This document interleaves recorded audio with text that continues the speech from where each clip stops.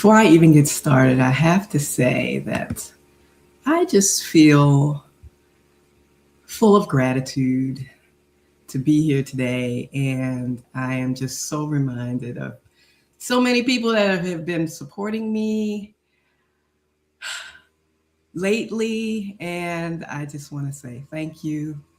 And I so appreciate you being here today. So, uh, welcome back to the podcast. This is episode 70. And as you can see, I got a little bling to help celebrate. I've always wanted a pair of red glasses. I just didn't realize they would be so big and fun. And I think that's just what I needed. And yeah, podcast 70. And I had to double check my podcast folder to make sure because I feel like I just did podcast number 60. So time is moving along. So whether you're joining me live or on replay, go ahead and say hello in the chat and let me know where you're tuning in from. And Instagram is live only, but if you want to catch the replay, it'll be on YouTube or Facebook at Karen Smith Frazier. And I'm just going to check to see if there are any folks tuning in on Facebook. It always is a little delay, so I'll keep an eye on it. All right. Of course, if something resonates with you today, like, follow, share it with a friend. That's how this message grows and positive vibes are shared. All right. Cool. Well, for those who are new here, my name is Karen Smith Frazier, and I'm a podcaster, a life coach, a lifelong learner, and an advocate. And I'm especially passionate about helping women of a certain age, women like me, move beyond fear and begin to challenge the silence that has kept us playing small. Because what I've been noticing is that a lot of powerful women aren't stuck because they're afraid to fail, but because of what might happen if they actually step into their power. And that's a very different conversation. I know a little bit about that because that's been me. I spent over 30 years as a registered nurse doing meaningful work, but also staying in what felt familiar and what felt safe and what felt expected of me. And when it came time to pivot, oh my goodness. Well, I thought about it. I prayed about it. I talked a little bit about it. I thought about it some more, prayed about it some more. And then life said, okay, Karen, we're going to help you along. I ended up in a car accident, had a concussion, and had to take time off. And that pause, that interruption, was the thing that finally moved me past the cycle of overthinking. And now I get to be here with you. So I'm not just talking in theory. I just realized that I am not, I want you to realize that you're not traveling alone on this journey. And you don't have to either. So today's podcast title is When Thinking is Not a Good Thing, at least not too much of it. Now, have you ever asked someone, maybe your kids or a friend who made a choice that maybe you would not have, you ask them the question, what were you thinking? And their answer is, I don't know. And sometimes that's real. That is the truth. But sometimes, I don't know, is a way of not going deeper, a way of pausing, delaying, and avoiding. And one of the most common ways we do that as adults, and after working 10 years in a middle school, I'd say for anyone facing the new and unfamiliar, well, that delay is called overthinking. Now, I did a little bit of research and am using some of the insights from peaceful living, mental health, counseling, and bookly reads. And overthinking is quite simply creating problems that don't exist. It's running scenarios that may never happen. At first, it feels like the responsible thing to do, right? I can hear my parents telling us to think about the consequences before you act. And that sounds like good advice to me. But when we get caught in never ending, let me think about it cycle, it ends up delaying decisions and draining our energy. It leaves room for more doubt and questioning ourselves with questions like, what in the world was I thinking? Me doing that thing, also known as your amazing idea. Who, me? Well, I am here to remind you that your creativity is not something to be downplayed or dismissed. All right. Now, you may be wondering, well, Karen, how do I know if I'm overthinking or just being responsible? I'm so glad you asked. You might be overthinking if you struggle to make decisions, even the small day-to-day ones that you make every day, you know the routine, but you still delay in making those decisions. Or it might be that you worry a lot.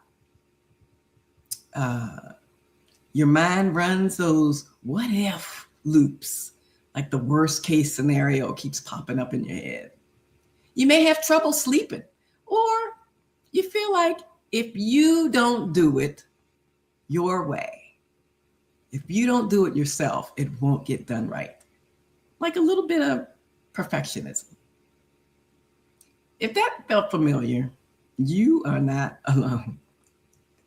There are lots of reasons that we do this, and I want to honor everyone's experience and not belittle any of it. There are real reasons for this. Sometimes it's past experiences, trauma, grief. Sometimes it's perfectionism. It could be people pleasing. Have you ever met that person who you invite places and their answer is almost always, let me think about it? In that case, they may be having trouble just saying no. So we sometimes have to step back and pick up the clues, but I digress. Sometimes it's just information overload. We're taking in so much every single day. And sometimes it's simply a stress response. So today, I just want to raise your awareness about this overthinking thing.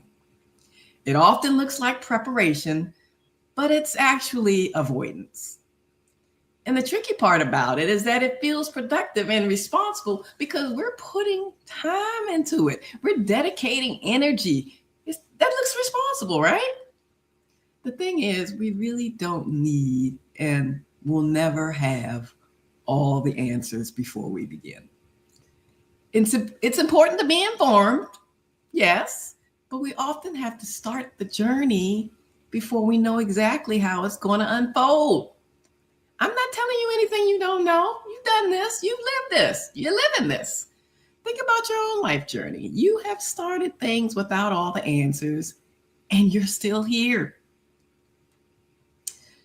So, what can we do about this overthinking? Well, one, be aware of it. Just raise your awareness. Notice your triggers. Notice what's happening right before that spiral starts. I like to say, notice what you're noticing. Second, evaluate the evidence. Are these thoughts facts or are they fears? Have you done hard things in the past? Yes. Remind yourself of those things. Third, come back to the present moment because overthinking lives in the future and sometimes in the past, but rarely in the present moment. Okay? And then we get to make a move. Sometimes they call it the 2-minute rule. Just start small. Put it on a calendar or a daily schedule, but start. Give yourself a couple of minutes and then go. Decide.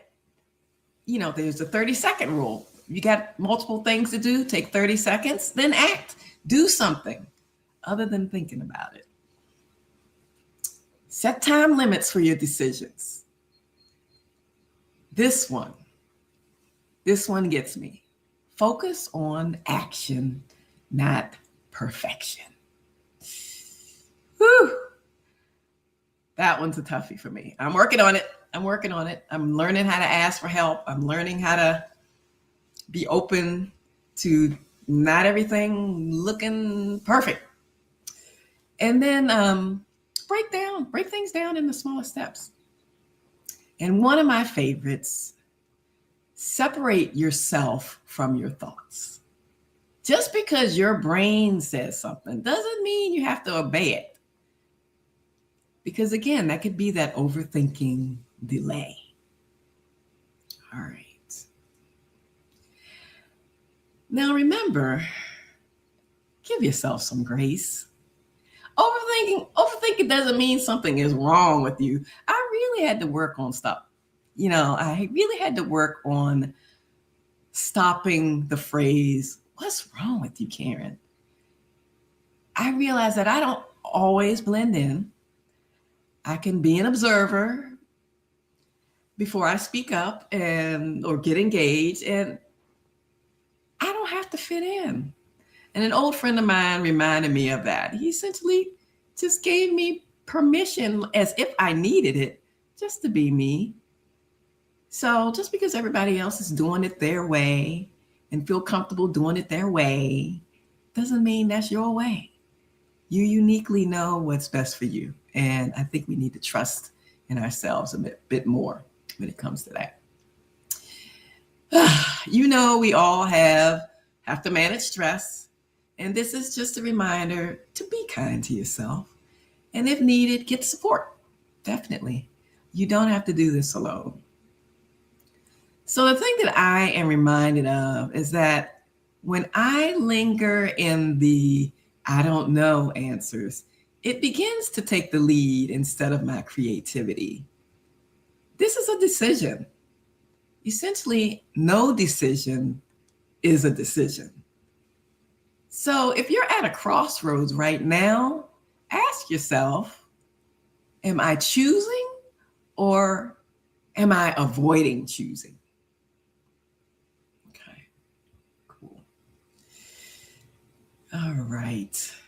I'm going to take a peek to see who's joining me. Hi, always destined for greatness.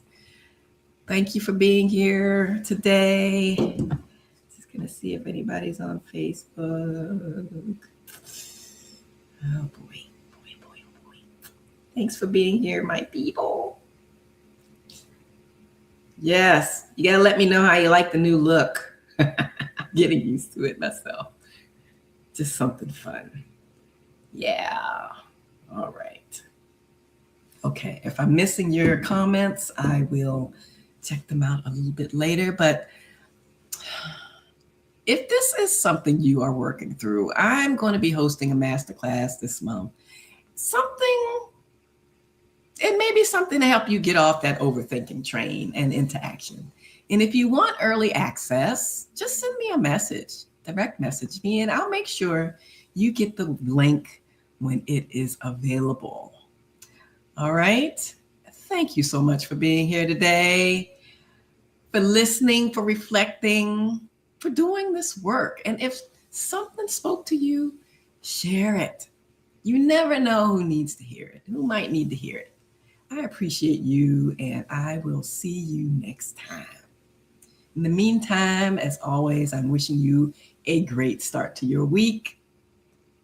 Unleash your brilliance, uncover your light. The world is waiting for you. Take care.